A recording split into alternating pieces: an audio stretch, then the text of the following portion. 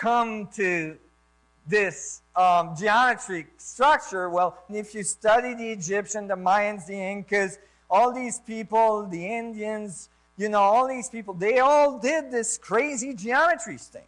And they talked about it in various ways. But what is most impressive is that they left very tangible things out there that had to do with geometry. And the things they left out there, if they were little models, 3 feet high with, easy to build, you'd say, well, they must have instinctively figured this out, right? But if they leave behind something like this, it brings a whole new set of questions to the forefront. And that is, how were they able to pull this off? Okay?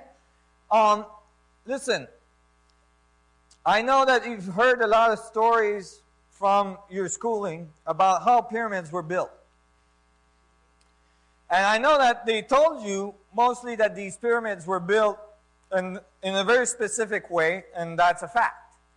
That is, between, depending on the theory, 20,000 to 100,000 slaves or farmers that during the Nile flooding every year would go and build pyramids.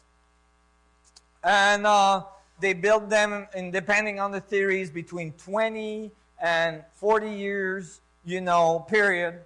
And all this. And that's all nice and dandy. And you have to realize that they teach this as fact. For instance, when you read in those books, it says, well, the pyramids were built by, not may have built by, nothing like that. It's like facts.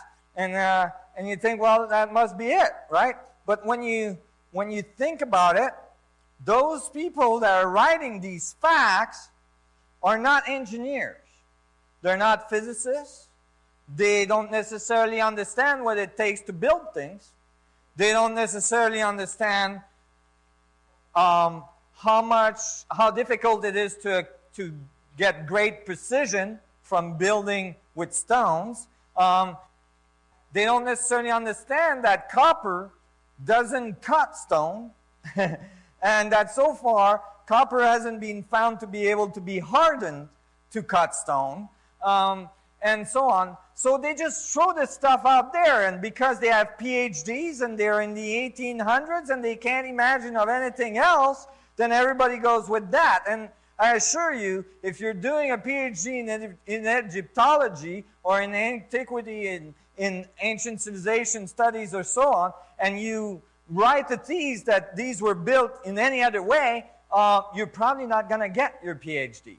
And so I was really kind of stunned because I started to study it, because to me, I had solved a lot of these issues, but there was something that just kept on nagging at me. It's like, maybe the history of the earth, maybe the history of our civilization is quite different than what we think it is. And if that's true, I want to know why. Because then I could modify my view of evolution to match the true reality of what happened out there. And that could change a lot of things in the way I think of myself and my ancestors and the way things have been done and my place in the universe. So I started to study these things, and I tell you, when you start studying these things, just a little, and I'm in contact with a lot of physicists, so if I can't run the math, I can ask people their opinion and so on. And when you study these things just a little, right away, you're confronted with amazing, amazing data. For instance, the Grand Pyramid at Giza is 481 feet tall. It's built out of 2,300,000 stones in average, approximately. And the base of the pyramid is 13 acres square. Okay?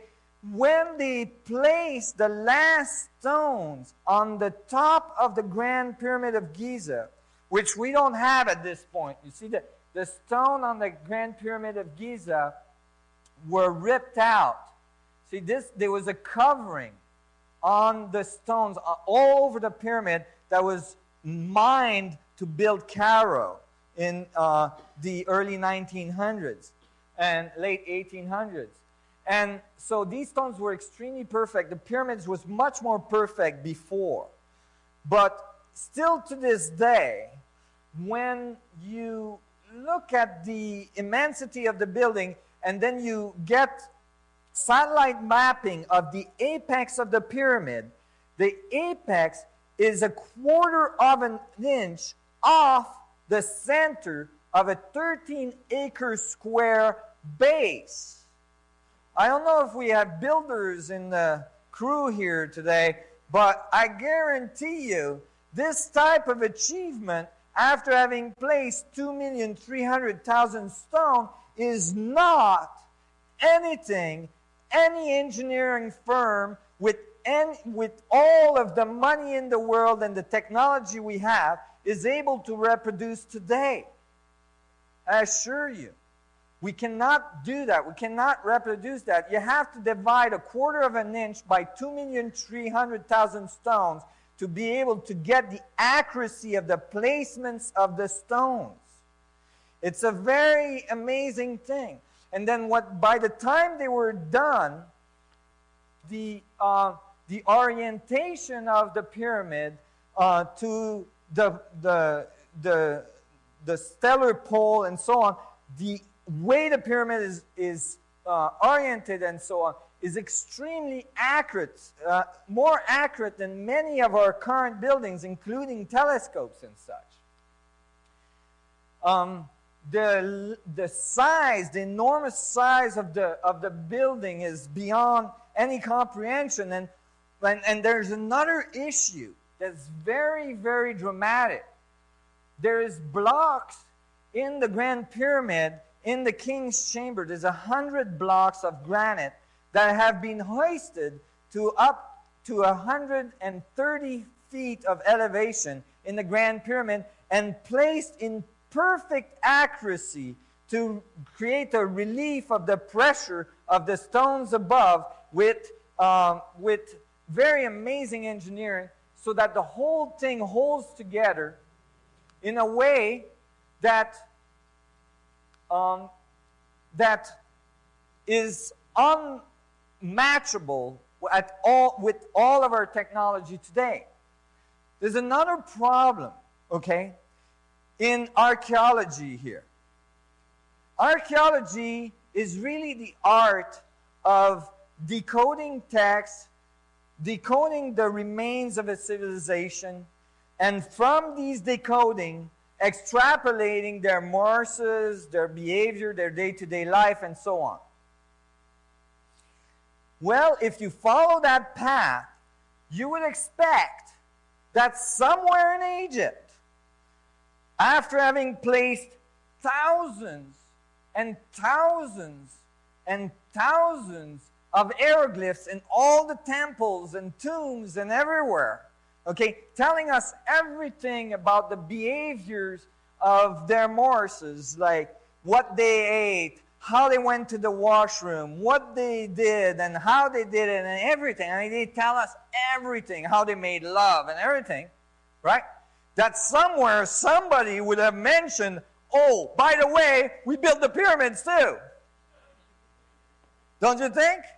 I mean, you'd expect that, right? But not one wall says that.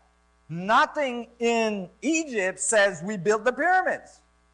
Nothing in Mayan country says we built the pyramids. Nothing in Inca tradition says we built the pyramid.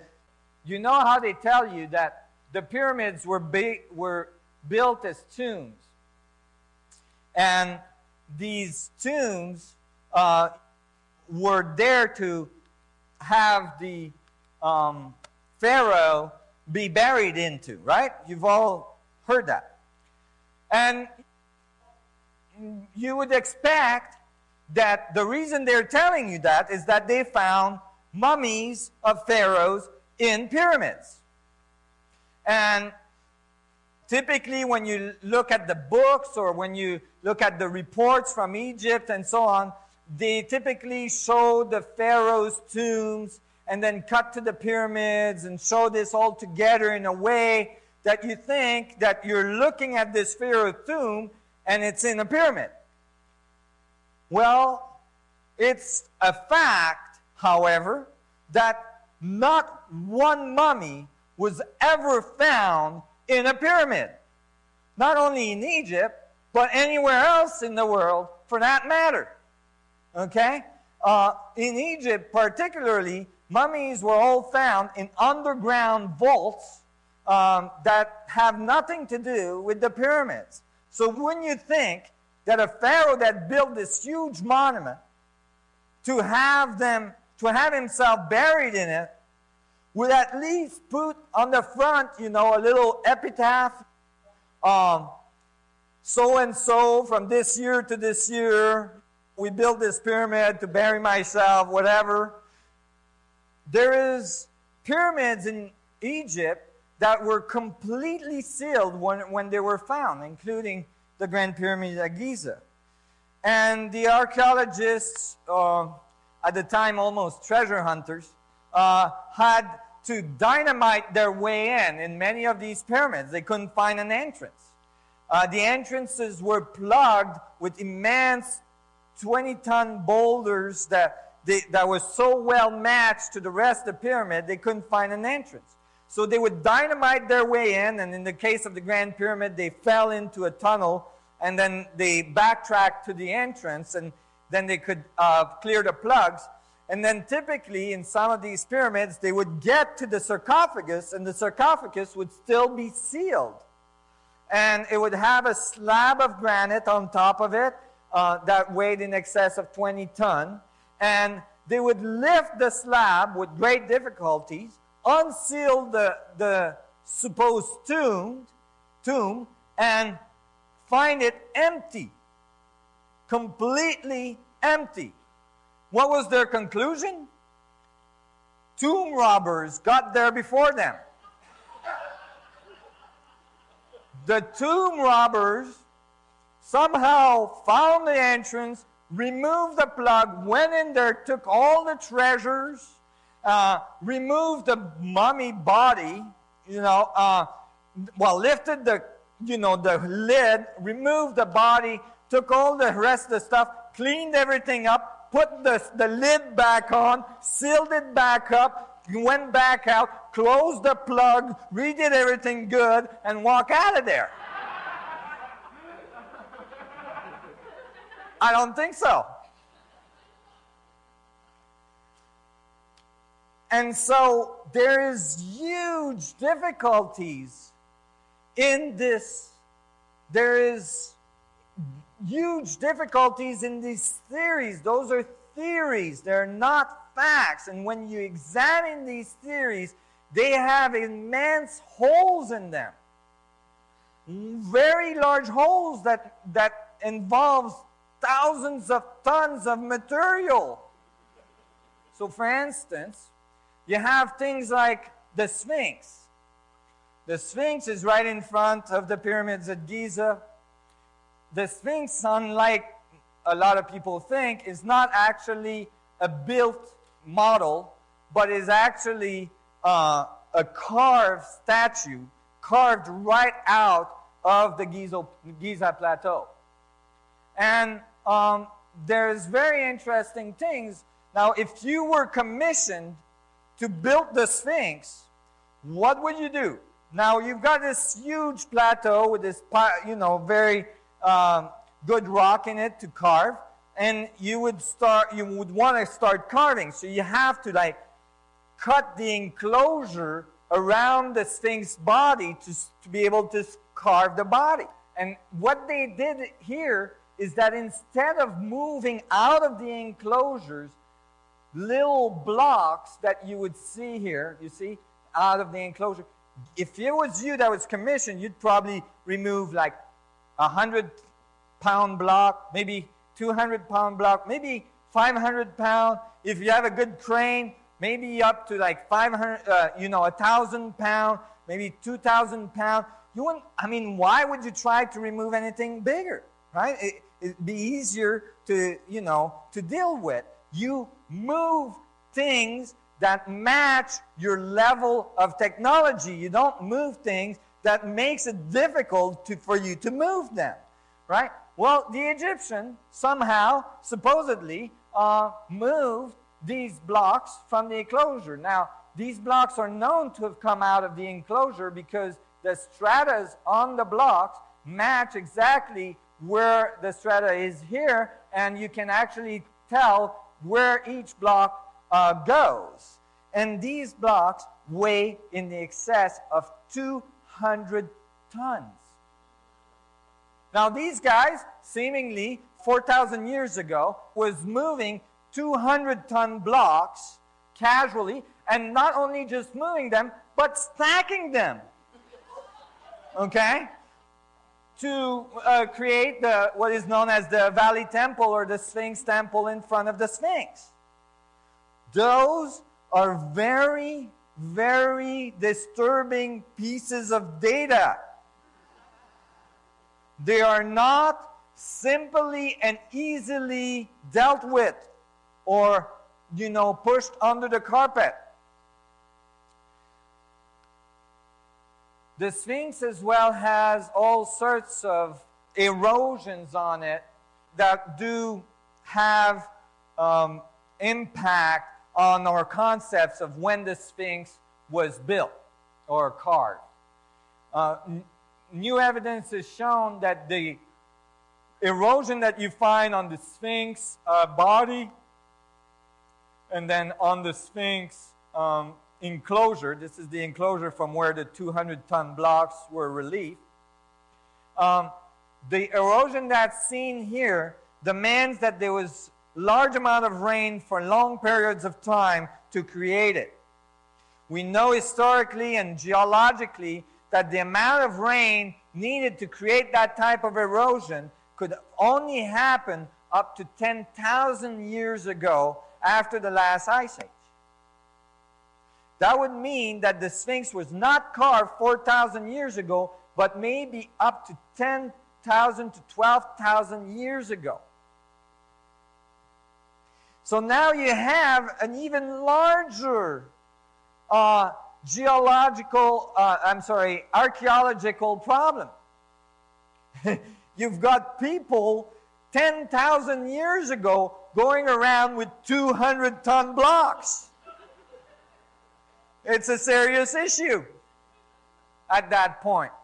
There is another temple that's a very important temple in Egypt that's not so well known and recognized, that is very well guarded at this time, that is an anomaly in Egyptian buildings. This is called the Osirian Temple. This is fresh from Abydos.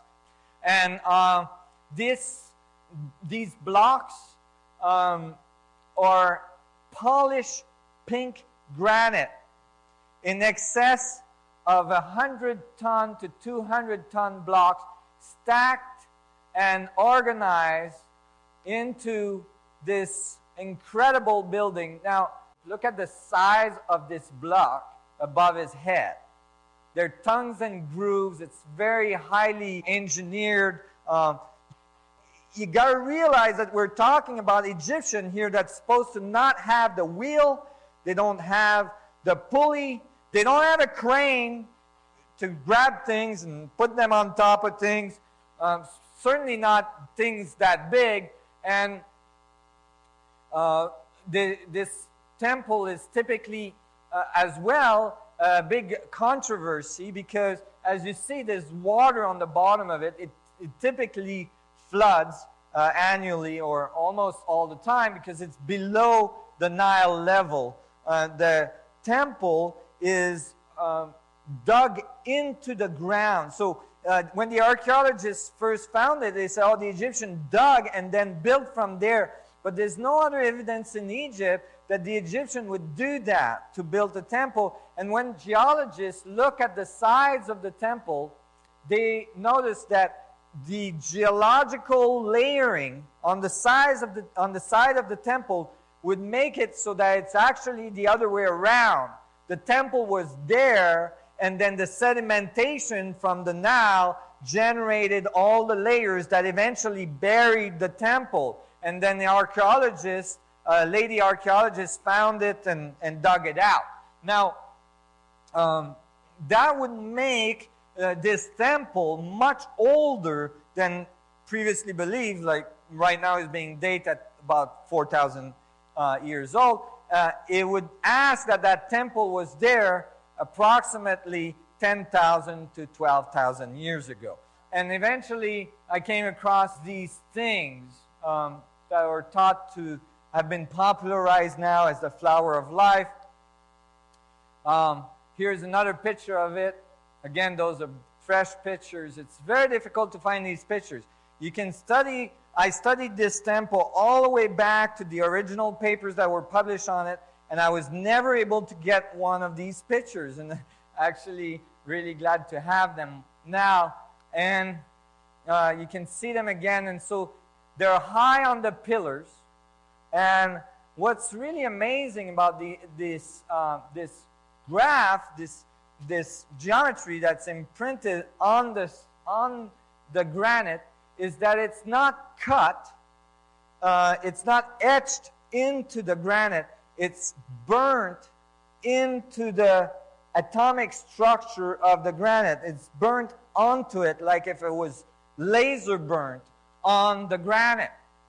And that poses a very large problem when you're thinking of 10,000 years ago, people going around burning stuff with lasers.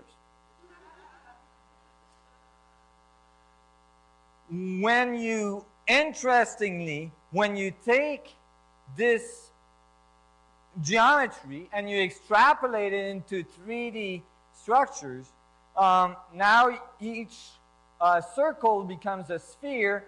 The petals that we were discussing earlier, or the lobes we were discussing earlier, appears, and if you place a tetrahedron in each sphere, you get the 64 tetrahedron grid. The reason I'm mentioning all this is that there's evidence that there's people in this world that were able to do things in a manner that's completely different than how we do things today, and that exceed our capacity to do them today with all of our technology. Maybe, just maybe, because our technology is based on reactive, explosive technologies instead of contractive space-time curvature technologies, which would allow us to control gravitational fields and so on. These Egyptians had hieroglyphs as well that represented the highest level of initiation. The highest level of initiation that had to do with those sun gods. And they, these higher level of initiation always related, or typically related, to the eye of Horus.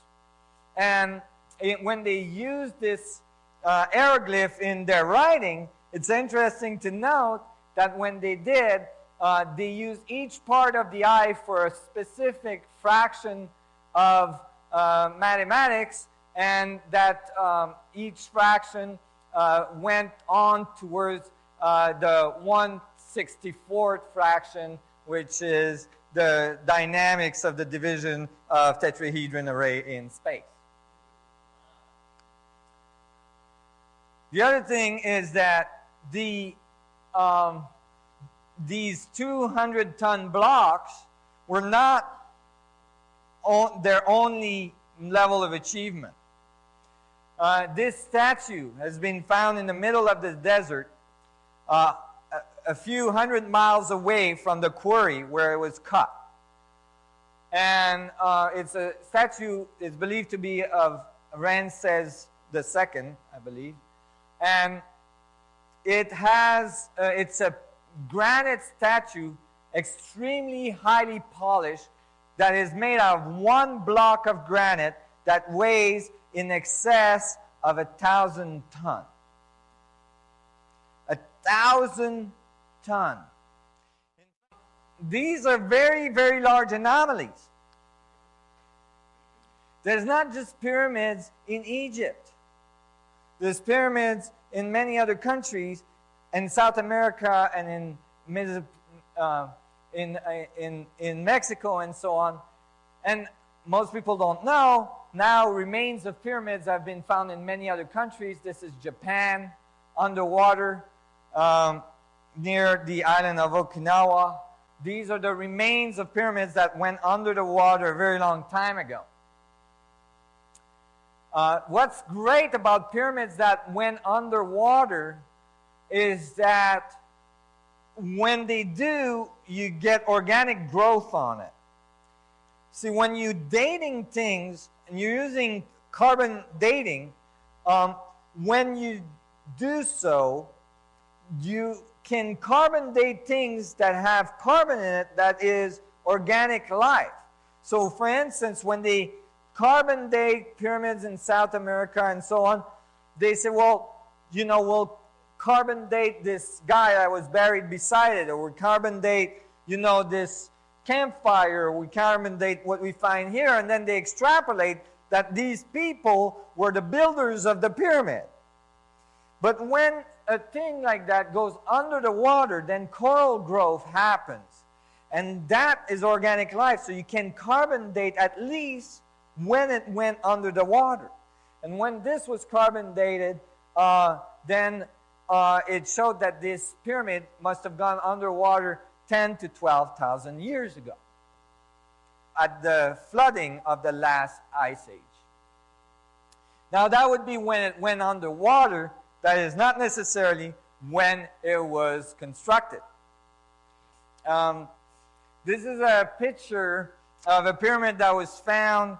It was found as a result of an error that a Second World War American pilot did while flying over China, and he came across this. He was lost, and he came across this pyramid and took a black and white picture of it. And it was published, and a lot of people screamed to hoaxes and everything. And I used to never show that in my presentation because there was too much controversy about it. There's over 100 different pyramids in China. And people in general don't know that. They're very, very large. Some of them, they're very typical. They resemble very much the pyramids of South America and Mexico. Here's a satellite picture of them.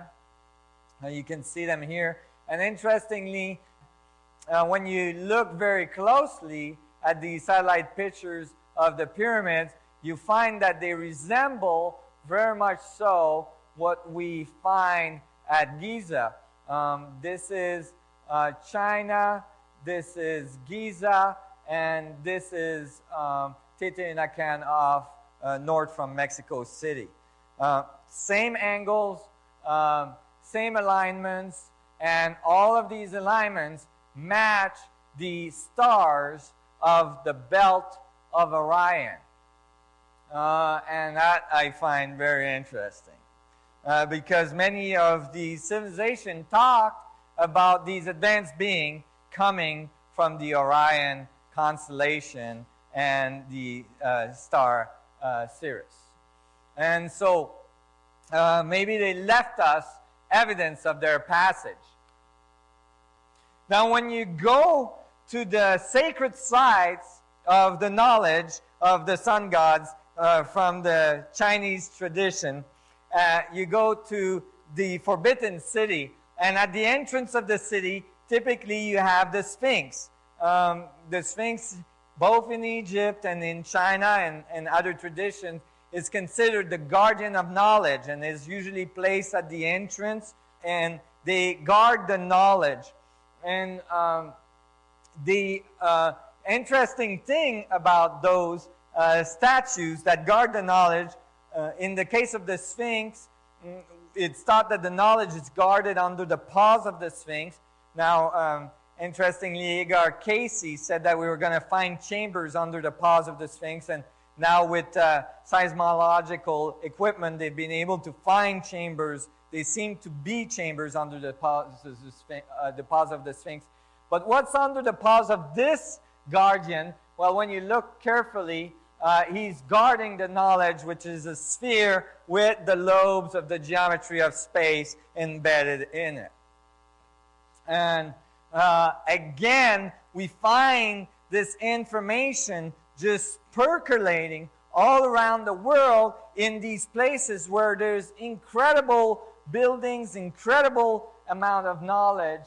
And, you know, sure enough, these traditions in China are linked to the knowledge of the I Ching and the Yin Yang.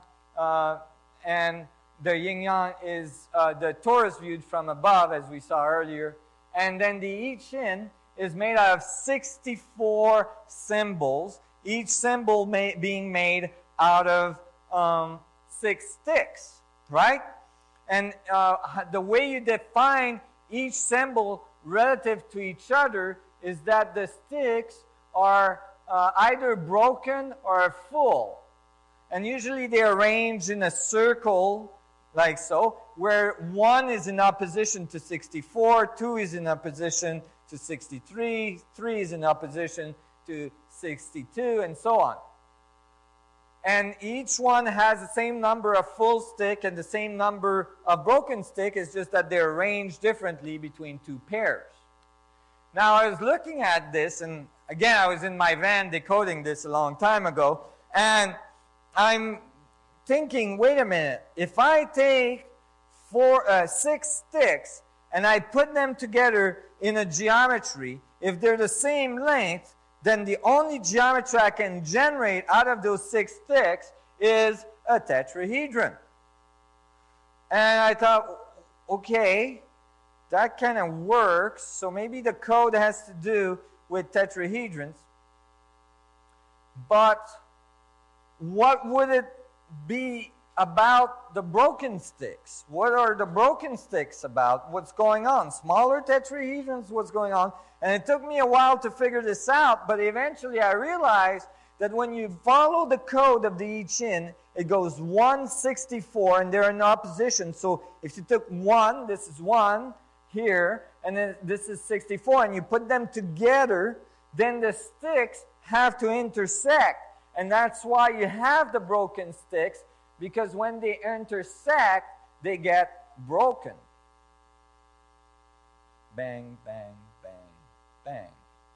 And here's your star tetrahedron structure. And so you can continue to build the I Ching, okay, and follow the code and continue to build the star tetrahedron structure with the positive and the negative and the positive and the negative. And by the time you're finished, you will have a 512 tetrahedron grid, which is just happens to be the next fractal level from 64. So then you have all the fractal, progression. It's very important. I mean, these are fundamental beliefs that we have around the world. They're very important traditions that have very important sets of data that are telling us about the structure of space-time, that are telling us about the dynamics of space-time.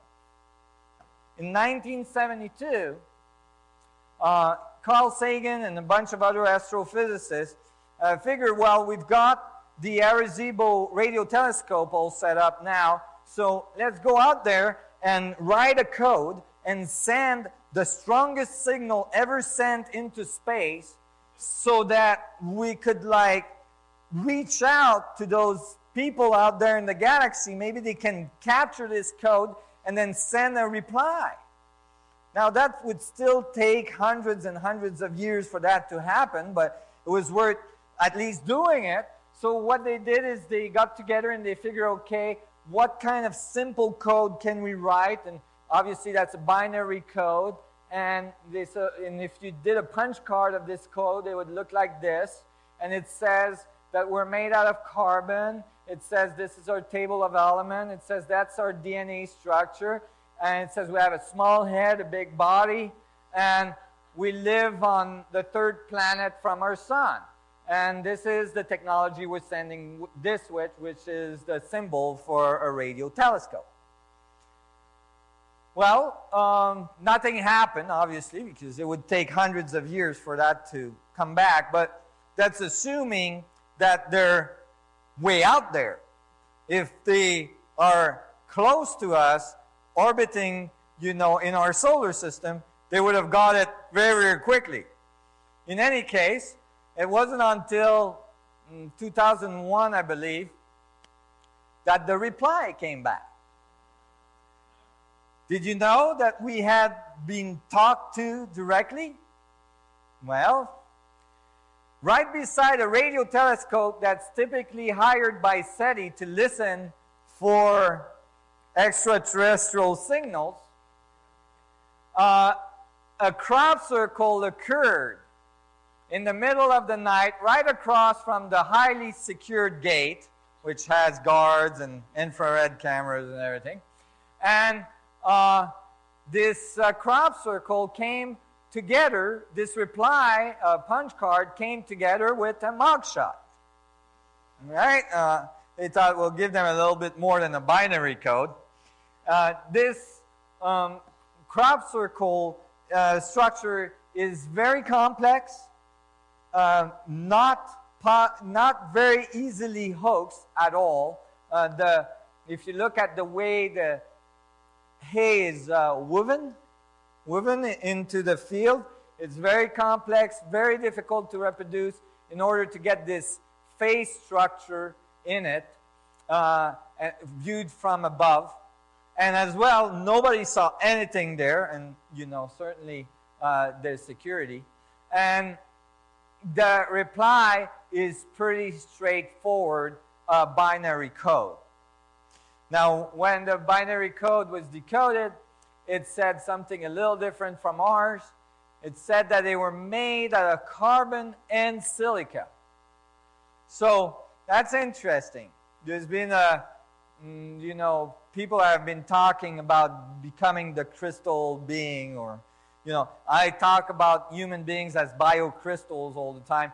But what is important here is what I found interesting is that since then, this data has come out that says that, in fact, it's not quite accurate to call ourselves carbon life, because when you look into the fluids inside cells and inside the nuclei of cells, you find that there's actually more silica than previously believed, a lot more.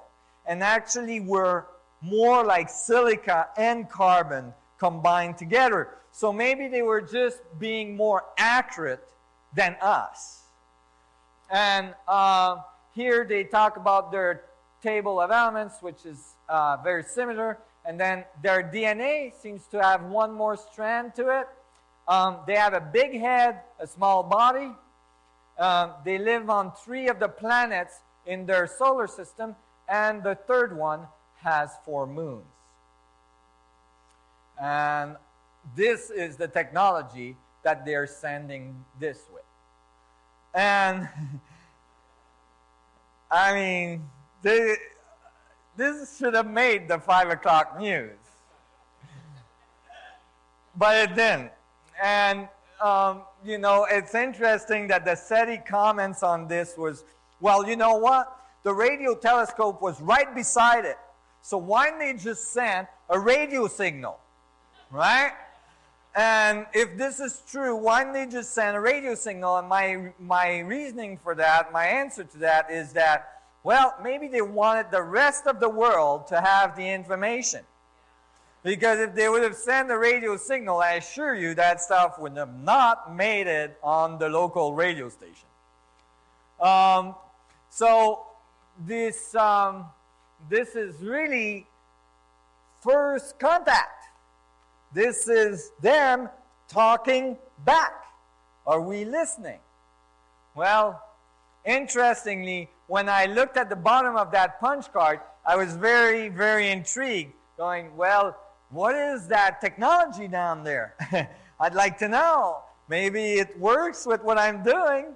And sure enough, you see, but you can't do anything with it because it's so low resolution. The code is so simple. So I couldn't really do anything with it. And then it was found that the exact same field in England, a year prior to this card, this punch card appearing in it, across the same radio telescope, they had given us the answer to what's at the bottom of the punch card. The exact same geometry. They had given the answer before we asked the question. The same radio telescope with the same security guards and all this. They didn't see nothing. And this, again, is a beautiful fractal division of space based on tetrahedral arrays. Again, here we see singularity, boundaries formation, and then duplication of the boundaries with radial expansion in a tetrahedron array. So we have huge stones that in some cases are found hundreds of miles from the quarry where they were cut. Extremely precise buildings all around the world. Ancient societies, oral and written traditions that talks about sun gods coming from the stars. And even today, thousands and thousands of very powerful evidence of unidentified flying objects. You might wonder, why are these beings not communicating with us directly anymore?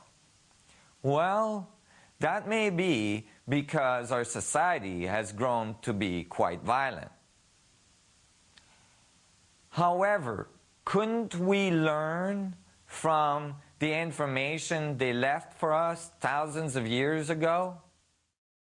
Is there evidence that these beings were here prior and that they left, or they left us to figure things out until maybe we evolved to a level where they could contact us again?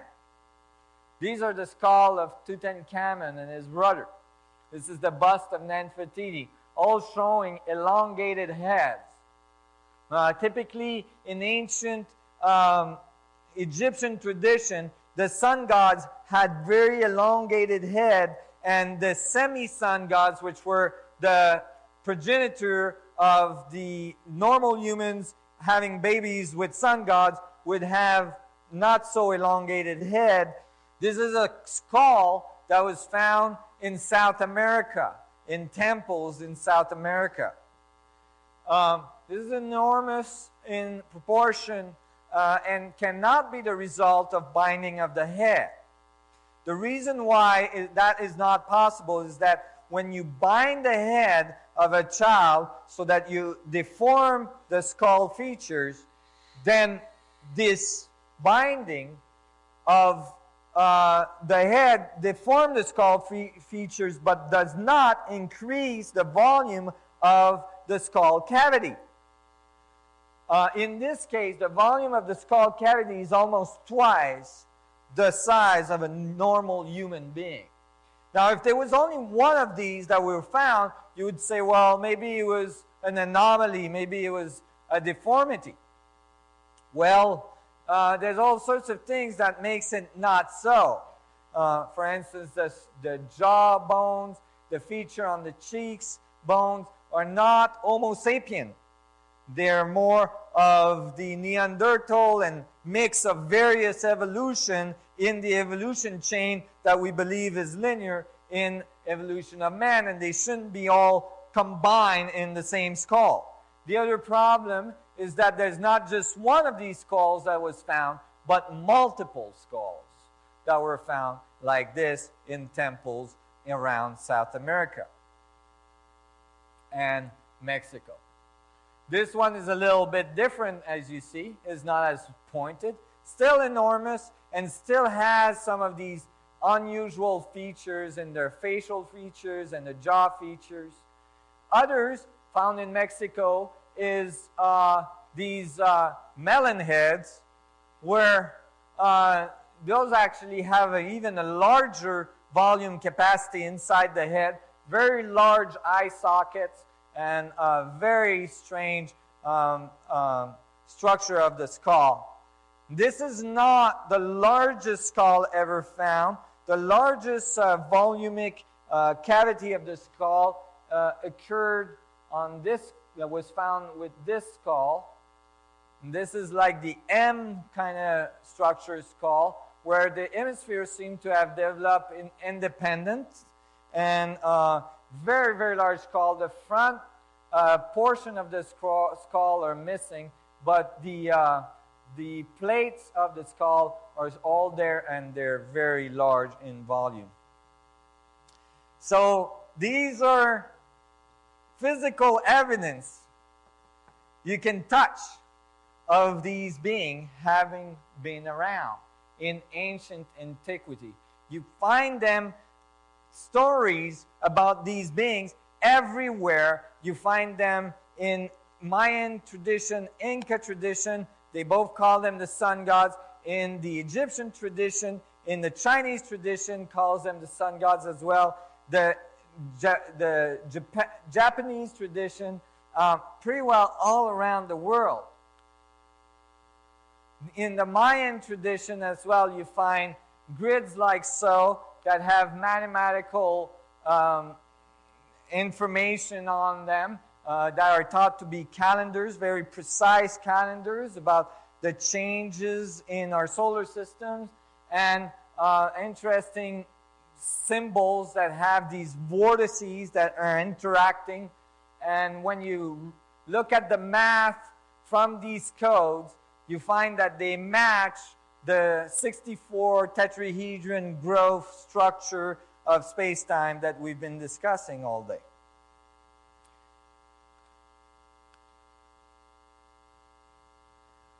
This is some of the oldest tradition on Earth. It has very, very ancient writing. These plates, this plate in particular, is a creation myth in which the sun gods come to the earth and gives man the black, it's called a black sun in those traditions. It's been translated in various other traditions, for instance in the Quran, as the black stone, okay? And it's described as a very highly radiating sun, like a sun in a box, like a desktop black hole. All right? And the tradition talks about the sun gods coming to the top of the mountain, and the humans going to meet the sun gods, and the sun gods bestowing this on the human. Then you find in these Sumerian traditions that these eventually built very complex, very sophisticated. This is where we're actually bombing right now, Iraq and Iran location, where very, very sophisticated pyramidal structures were built, ziggurats and so on, that were very sophisticated building and very large building structures. This is a view from one of them from above. Many of those are being destroyed as we speak. Many of these artifacts in these traditions are disappearing in museums in those regions as we speak. If you look around those regions, you find other things that are large anomaly. This is one of the largest, most amazing anomaly we have on Earth. It is the stones that were the foundation of an ancient temple on which the Roman Empire erected a more recent temple, afterwards used the old stones as foundations. Let me show you the relationship of scale of these stones. This is a person, okay? And this is the stone, okay? It's in approximately 22 feet of elevation and has been raised on smaller stones, still very large stone, but smaller stones that holds them up. There's 3 of them, okay, that are remaining there at this point. They're extremely large. In fact, they weigh in excess, these one there weigh in excess of 800 tons, okay? And this one here, that's in a quarry about a half a mile from the temple there, okay, is in excess of 1,000 tons. Okay, those are extremely large stones that seem to have been moved with ease in antiquity. And that doesn't happen very easily. Other artifacts are found around those region. In this case is a little pot that has an insert that's made out of copper and a little rod. And when you put the thing together and put grape juice in it, it becomes a battery. And it's evidence that they were using these batteries to electroplate things. And so the batteries were found, and they're from a certain epoch that makes them approximately 2,000 years old, except that there is electrolysis that was made on objects that were found that are much older than that, up to 4,000 years old. And these must have been plated with the same principle. So there's evidence that these people were using electricity at the time. Okay? And here's a little reproduction of one of these batteries, and they get about 1.1 volts out of it. And in series, you could use them to electroplate things and do all sorts of stuff. This is very ancient, advanced technology. One of these plates that talks about advanced mathematics has a set of geometric structure combined with these mathematics. And sure enough, when you look closely at this geometric structures on those tablets, which are, you know, in fractal growth, they match perfectly the 64 tetrahedron grid when it's on its side. And here is the match. Amazingly, even with the little lines that go in the middle and so on, perfect match. The tablets describes a geometric progression of the separation of space. Okay? So all this is evidence, all leading to an understanding that there is, this is the Kaaba in the middle of Mecca. This is actually from my tradition. My grandpa was a guide that brought people from Iran to Mecca, and he brought the prayers of the one that couldn't go, because Islamic people all have to go to Mecca once in their life. And the ones that can't afford it, they're allowed to send somebody else. They always have these good, you know. And so my grandpa was a person that would take the prayers of people and bring them to Mecca. He was a Bedouin. He ride on camel back, and it took 6 months there and 6 months back, so it was a long journey, and he would guide people there.